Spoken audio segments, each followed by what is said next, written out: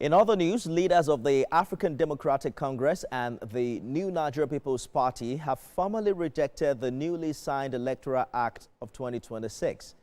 Addressing a press conference in Abuja, the opposition figures described the law as ill-timed and dangerous. Senior reporter Abdullah Wal has details.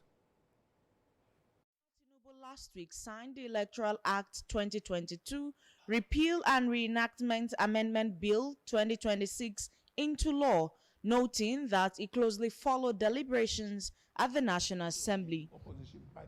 But opposition political parties say key provisions in the new act could weaken the mandatory election transmission of results from polling units and potentially open the door for manipulation at the collation stage. The national chairman of the NNPP, Ajuji Ahmed, who presided over the press conference, was joined by other prominent opposition figures.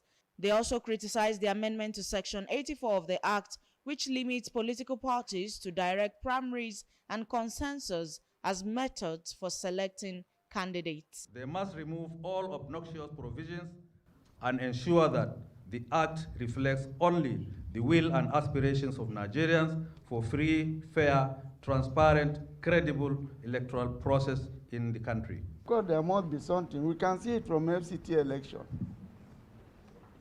Again, the second issue is, why do you dabble into political parties' mode of selection of their candidates?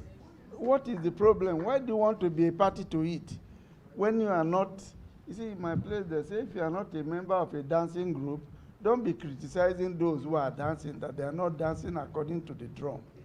Leave the political parties, let them select their own people. The opposition also raised concerns over the recent FCT area council elections, describing them as a test run for what they allege could be a broader plan to manipulate the 2027 general elections. I will urge that,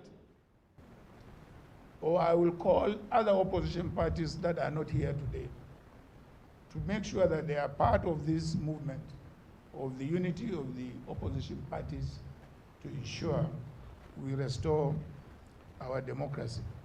As often as we can, so that Nigerians know we are together. There's need, very urgent need, for all the opposition parties. Those who are not here today, we're pleading that we all come together to save our dear country. It is critical, it's important. The parties are now demanding an immediate review of the Electoral Act 2026 to remove what they call obnoxious provisions and ensure the law reflects the will of Nigerians for transparent and credible elections. They also pledged to explore all constitutional means to challenge what they described as a creeping threat to democratic governance. Habida Lawal, TVC News, Abuja.